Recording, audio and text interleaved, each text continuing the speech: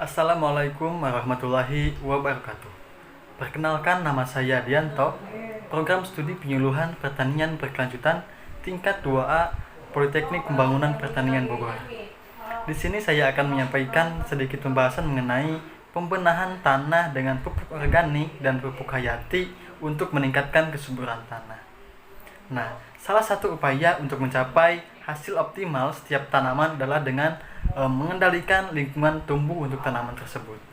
Lingkungan tumbuh itu meliputi tanah, air, udara, cahaya matahari, dan yang lainnya. Tanah yang baik untuk pertumbuhan tanaman adalah tanah yang subur, gembur, tata air, dan udara yang baik, serta tentunya mengandung mengandung bahan organik. Bahan organik sangat berperan penting dalam menentukan kemampuan tanah untuk mendukung pertumbuhan tanaman, serta untuk meningkatkan produktivitas tanaman tersebut.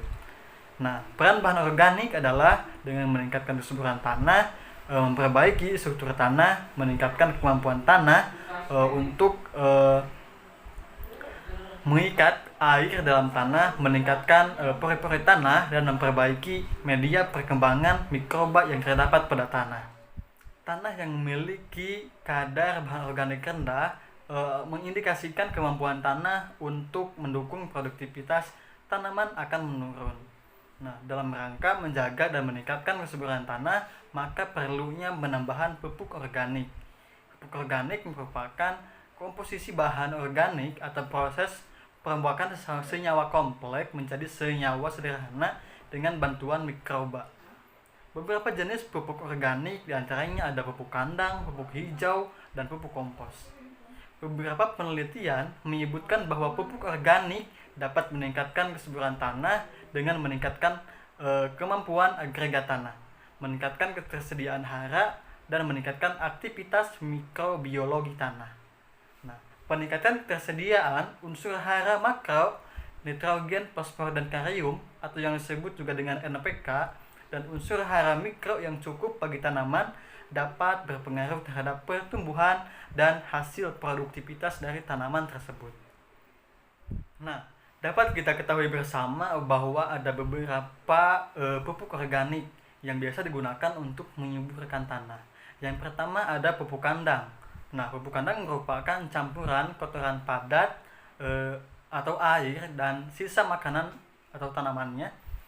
Dengan susunan kimia pupuk kandang tergantung dari jenis hewan, umur dan keadaan hewan, penyimpanan pupuk sebelum dipakai. Sebagian yang terdapat dalam padatan pupuk kandang terdiri dari senyawa organik yang sama dengan bahan makanannya, antara lain ada selulosa, pati, dan gula, lignin, dan sebagainya.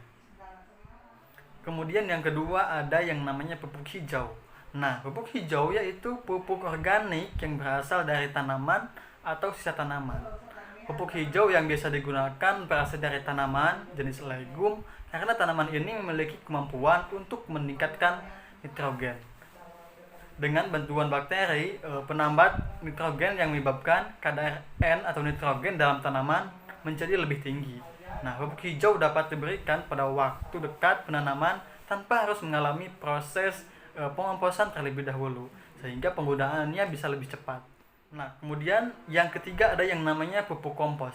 Pupuk kompos merupakan pupuk organik yang dibuat dengan cara menguraikan sisa-sisa tanaman dan hewan dengan bantuan organisme hidup. Selain menyediakan nutrisi bagi tanaman, pupuk kompos dapat memperbaiki struktur fisik, kimia, dan biologi pada tanah. Secara fisik, kompos meningkatkan kemampuan tanah untuk menyimpan air sebagai cadangan di saat kekeringan. Kompos juga membuat tanah menjadi gembur dan cocok sebagai media tumbuh akar tanaman. Pada tanah tipe yang berpasir, material kompos berguna sebagai perekat sehingga tanah menjadi lebih solid atau kuat. Sedangkan pada tanah liat atau tanah lempung, kompos berfungsi menggemburkan tanah agar tidak terlalu solid atau terlalu padat. Nah, secara kimiawi, pupuk kompos dapat meningkatkan kapasitas tukar kation dalam tanah. Semakin banyak kandungan organik dalam tanah, maka semakin baik kapasitas tukar kationnya. Kapasitas kation ini berfungsi untuk melepaskan unsur-unsur penting agar dapat diserap dengan mudah oleh tanaman. Secara biologi, pupuk kompos adalah media yang baik bagi organisme tanah untuk berkembang biak. Nah, baik dan jenis mikroorganisme maupun satwa tanah lainnya yang terdapat dalam tanah.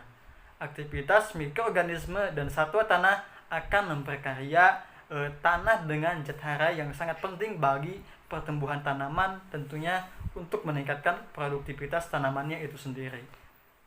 Dan terakhir yang keempat yaitu ada yang namanya pupuk hayati.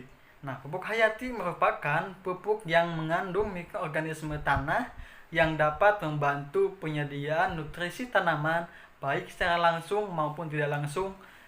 Salah satu mikroorganisme yang biasa dikembangkan atau digunakan sebagai pupuk hayati adalah Pseudomonas.